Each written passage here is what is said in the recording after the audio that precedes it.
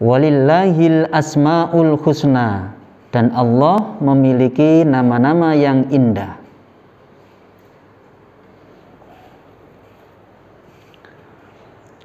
Assalamualaikum warahmatullahi wabarakatuh. Bismillahirrahmanirrahim. Alhamdulillahirabbil alamin. Wassalatu wassalamu ala asyrafil anbiya'i wal mursalin sayyidina Muhammadin wa ala alihi wa ashabihi ajma'in, amma ba'd. Alhamdulillahirabbil alamin. Selamat pagi Bapak Ibu wali murid sekalian dan juga anak-anakku kelas 6 sekalian di rumah. Semoga bersama keluarga di rumah selalu dalam keadaan sehat walafiat. Amin ya rabbal alamin. Alhamdulillah, pada pagi hari ini berjumpa lagi dengan Pak Yazid dalam pelajaran akidah akhlak ya untuk anak-anak kelas 6. Ya. Untuk selanjutnya silahkan dipersiapkan dulu buku paketnya, buku tugas, ya, alat-alat tulis dan lain sebagainya. Dan untuk sebelumnya, marilah belajar kita pagi hari ini kita awali dengan mengucap ta'awudz dan basmalah bersama ya. A'udzu billahi minasy syaithanir rajim. Bismillahirrahmanirrahim. Baiklah, semoga belajar kita hari ini selalu dalam diberikan kemudahan oleh Allah Subhanahu wa taala. Amin ya rabbal alamin. Baik, untuk selanjutnya silahkan kalian buka buku paketnya ya.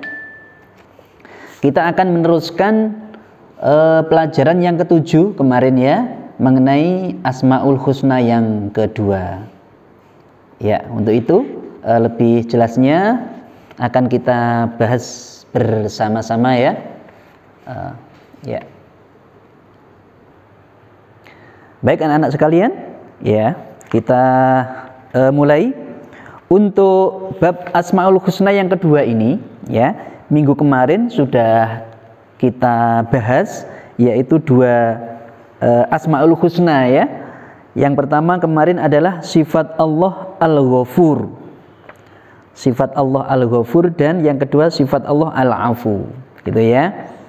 Ya, kita ulangi sebentar ya biar teringat lagi.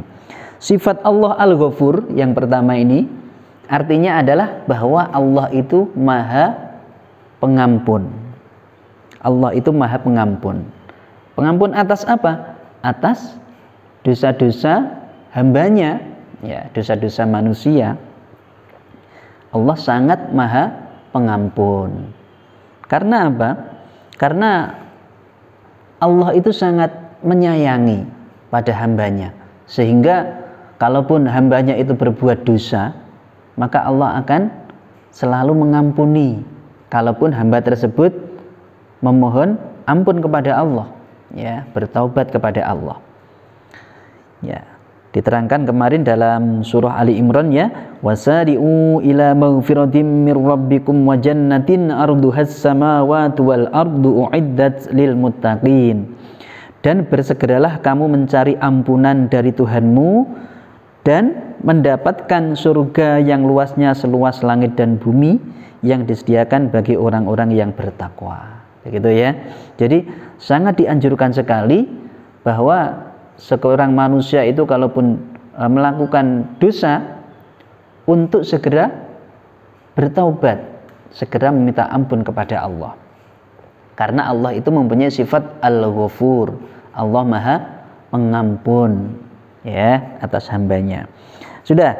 Untuk yang kedua adalah sifat Allah Al-Afu. Ya, silakan kalian simak ya. Sifat Allah Al-Afu artinya adalah bahwa Allah itu Maha Pemberi maaf, ya, Maha Pemaaf. Allah memaafkan atas hamba-hambanya sebelum hamba tersebut meminta maaf atau bertaubat. Ya, itu apa? Saking sayangnya Allah kepada hambanya. Ya, disebutkan di situ, ya, dalam surah An-Nisa. Bismillahirrahmanirrahim. In tubdu khairan aw tukhfuhu aw ta'fu an su'in fa innallaha kana 'afuwan qadira. Jika kamu menyatakan sesuatu kebajikan, menyembunyikannya atau memaafkan sesuatu kesalahan orang lain, maka sungguh Allah Maha Pemaaf, Maha Kuasa. Ya. Jadi Allah itu akan selalu memberi maaf kepada hambanya yang berbuat dosa, ya. Maka dari itu kita jangan gengsi kalaupun kita mempunyai salah. Kita selalu segera meminta maaf. Itu bisa kita terapkan kepada sesama kita, sesama manusia. Jikalau kita mempunyai salah kepada teman, kepada saudara, kepada orang tua, sesegera mungkin untuk meminta maaf kepada yang bersangkutan, dan juga sekaligus juga bertaubat kepada Allah, juga minta maaf kepada Allah. Insya Allah akan selalu dimaafkan oleh Allah, karena Allah itu Maha Al-Afu, Allah Maha Pemberi Maaf. Ya, baik. Selanjutnya yang C, ya, kalian simak juga di situ di halaman 87 ya. Sifat Allah As-Sabur. As-Sabur. Jadi Allah itu mempunyai sifat As-Sabur. Jadi antara asma-asma Allah yang ada 99 itu ya, Asmaul Husna, walillahil asmaul husna, dan Allah itu mempunyai nama-nama yang indah. Ya, salah satunya ya ini Al-Ghafur, ada Al-Afu, As-Sabur, Al-Halim. Ya, As-Sabur artinya adalah bahwa Allah itu Maha Sabar. Allah Maha Sabar. Ya.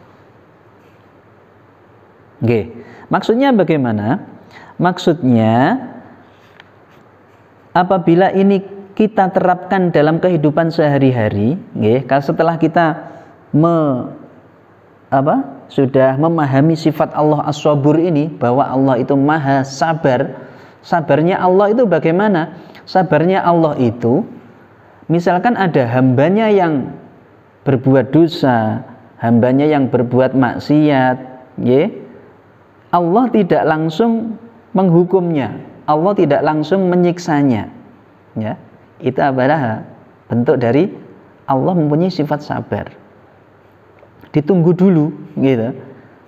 Mungkin hamba tersebut mau bertaubat, hamba tersebut mau meminta maaf. Ya, itu adalah apa? Bentuk dari kesabaran Allah. Jadi Allah sangat sabar menunggu hamba-hambanya yang berbuat dosa, berbuat maksiat. Terus setelah kita pahami sifat Allah As-Sabur, maka bisa kita terapkan dalam kehidupan kita sehari-hari. Bagaimana bentuknya? Bentuk kehidupan yang kita terapkan sehari-hari sifat As-Sabur Allah ini, kita juga harus berusaha untuk mempunyai sifat sabar ini. Sabar dalam artian apa? Sabar bisa jadi kita jangan suka tergesa-gesa dalam melakukan sesuatu, gitu. Dia tidak didorong oleh sifat tergesa-gesa sehingga bergegas melakukan sesuatu sebelum waktunya, gitu. Jadi apabila suatu pekerjaan itu sudah ditentukan, ya, jangan terus menyegerakan, ya, tidak pada waktunya, terus mengalahkan yang lain mungkin, ya, jangan sampai begitu. Itu namanya berarti tidak sabar, keluar dari sifat as-sabur ini. Ya, bisa jadi apa?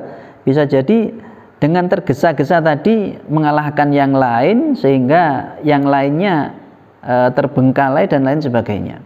Maka bisa diartikan sifat as-sabur ini adalah menempatkan sesuatu yang sesuai pada tempatnya, gitu ya, meletakkan sesuatu yang sesuai dengan tempat dan waktunya. Ya, ada waktunya, ya, adalah as-sabur. Terus selanjutnya menurut para ulama bahwa sifat sabar ini terbagi 3 macam, gitu ya. Jadi sifat sabar ini terbagi menjadi 3 macam ini. Oke. Yang pertama adalah sabar dalam melaksanakan perintah, ya. Itu ya. Ini di buku tidak ada ini ya. Kita pahami, kita kembangkan sendiri. Jadi sabar dalam melaksanakan perintah Allah. Contohnya apa perintah Allah itu? Sholat misalkan, ya, puasa Ramadan. Itu berarti perintah Allah. Maksudnya bagaimana? Kita harus sabar. Kita harus sabar melaksanakan sholat itu. Gitu. Kita harus juga sabar melaksanakan puasa atau kewajiban-kewajiban atau perintah lainnya. Harus sabar. Ya, itu bentuk dari sabar yang pertama. Yang kedua, sabar dalam menghindari atau menjauhi larangan. Larangan Allah. Ini juga bentuk dari sabar. Sabar dari menghindari larangan atau menjauhi larangan. Contohnya seperti apa? Contohnya seperti menghindari kemaksiatan. Itu juga bentuk kesabaran. Jadi harus sabar. Ya, menghindari hal-hal yang tidak baik, yang merugikan orang lain. Itu juga bentuk dari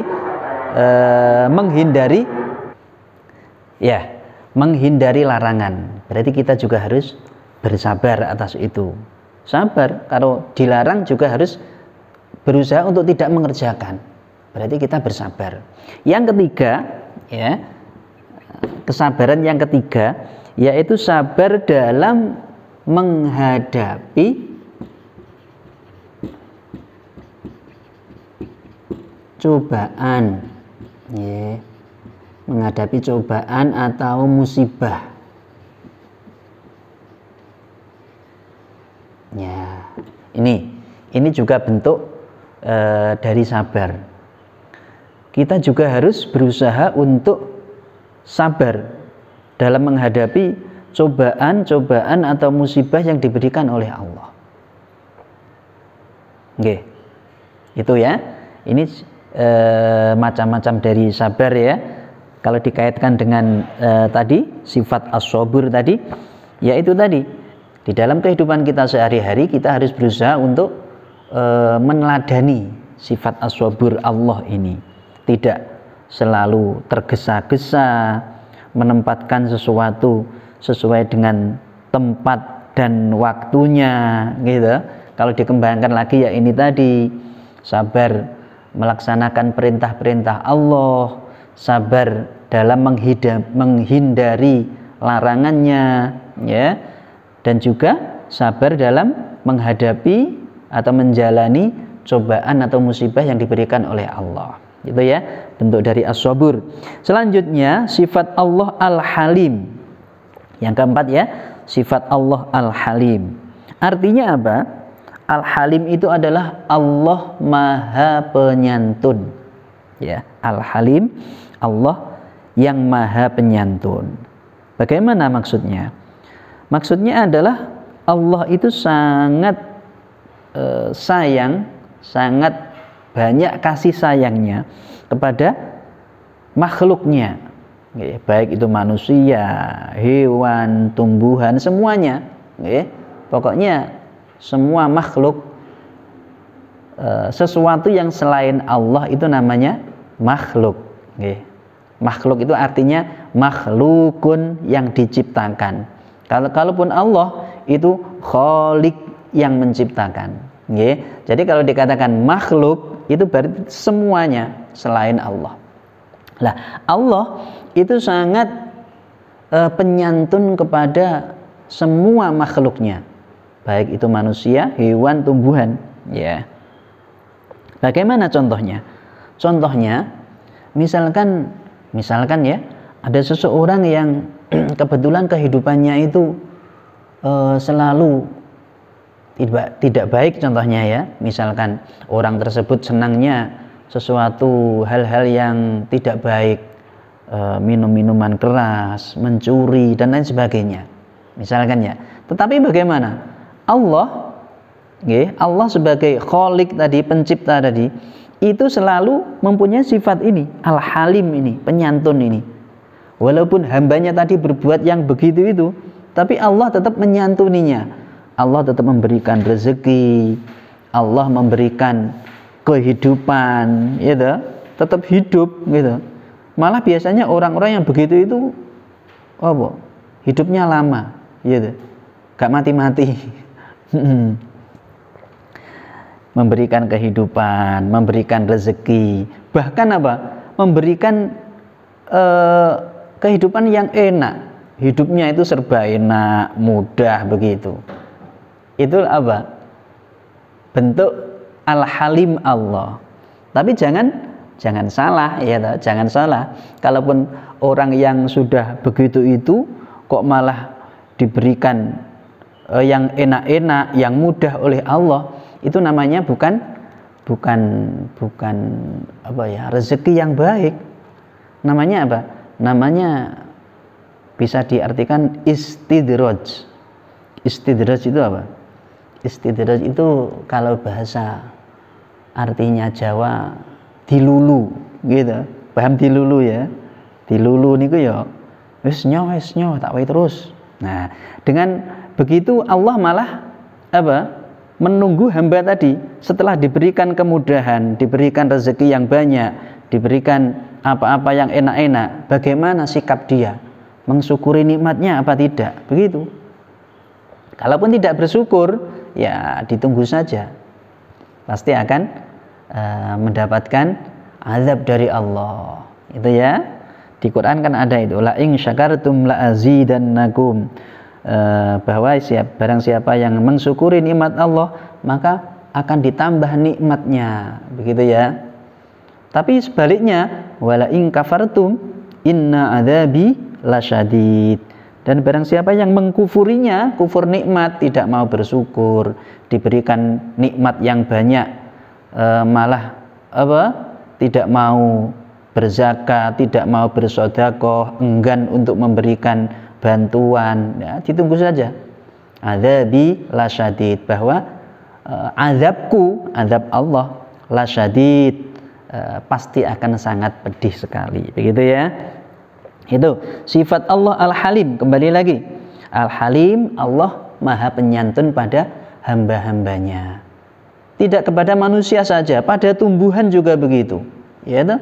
Pada tumbuhan itu Allah sudah menjamin tumbuhan-tumbuhan itu bisa hidup itu ya karena sifat Al-Halim Allah, Allah maha penyantun, gitu. Lah itu tumbuhan itu karena dirawat oleh manusia, kan berarti kan bukan Allah, ya, tidak begitu, ya. Walaupun manusia itu merawatnya dengan baik, gitu, manusia itu memberikan pupuk, memberikan air dengan baik, kalaupun Allah tidak maha Al-Halim penyantun ini, ya, tumbuhan itu akan mati, gitu loh ya. Jadi bukan berarti tumbuhan hidup itu karena manusia, semuanya adalah Allah, begitu. Manusia hanya lantaran saja. Pada hewan misalkan, ya, sifat Al-Halim Allah bagaimana pada hewan? Hewan itu juga diberi santunan oleh Allah, karena Allah maha penyantun. Sapi misalkan, sapi itu bisa makan karena diberikan makanan oleh yang punya. Nah, yang menggerakkan yang punya itu, atau yang punya itu bisa mencari makan, bisa mencari rumput untuk sapinya, itu karena Allah. Nah, bagaimana kok begitu? Iya, yang punya tadi bisa mencari rumput, bisa mencarikan makan sapinya karena dalam keadaan sehat. Ya, kesehatan yang memberikan siapa? Yang memberikan Allah. Ya, berarti apa? Berarti Allah menyantuni sapi tadi lewat yang punya tadi. Jadi tetap Allah yang menyantuni, gitu ya. Terus contoh lagi misalkan hewan yang tidak mempunyai sayap tapi hidupnya di tembok, seperti apa? Seperti cicak misalkan, kok bisa hidup ya di situ dia? Makanannya apa itu? Padahal kan nggak bisa kemana-mana seperti kita, nggak bisa ke pasar, nggak bisa ke warung, tapi tetap bisa hidup dia. Itu karena sifat Al-Halim Allah. Allah memberikan santunan, penyantun kepada semua makhluknya. Begitu ya. Ya, alhamdulillah untuk bab kita selesai. Bab kita Asmaul Husna yang kedua ini, yaitu sifat Al-Ghafur, Allah Maha Pengampun, Al-Afu, Allah Maha Pemaaf, As-Sabur, Allah Maha Sabar, Al-Halim, Allah Maha Penyantun. Ya, untuk difahami kalian semuanya. Terus untuk selanjutnya silahkan kalian tugas hari ini ya. Tugas hari ini yaitu halaman 89. Ya, di situ ada penilaian sikap. Di situ tinggal mencentang ya. Silahkan dikerjakan. Ada 8 nomor saja di situ. Terus setelah itu kalian baca juga cerita bermakna di situ. Ya, di situ sangat baik itu ya, difahami cerita bermakna, kisah mu'asirah di situ. Terus juga selanjutnya jangan lupa dibaca juga khulasohnya, rangkuman dari bab kita ini tadi. Al-Ghafur, Al-Afu, As-Sabur, Al-Halim, difahami di rangkuman di situ. Selanjutnya ya ada lu'bah di situ. Ya, ada permainan. Silahkan dikerjakan di buku paket saja itu ya. Yang lu'bah itu di buku paket. Terus tadi yang penilaian sikap juga di buku paket. Untuk yang kamu kerjakan di buku tugas yaitu halaman 94. Di situ di poin B silahkan dikerjakan. Di poin B dikerjakan di buku tugas. Di buku tugas. Untuk soalnya juga ditulis ya. Soalnya terus jawabannya sekalian. Karena itu hanya sedikit ya. Hanya 5 nomor saja. Demikian ya anak-anak sekalian, semoga kita bisa memahaminya dengan baik sehingga bisa bermanfaat ilmu kita. Amin ya rabbal alamin. Sekian dari Pak Yazid, kurang lebihnya minta maaf. Assalamualaikum warahmatullahi wabarakatuh.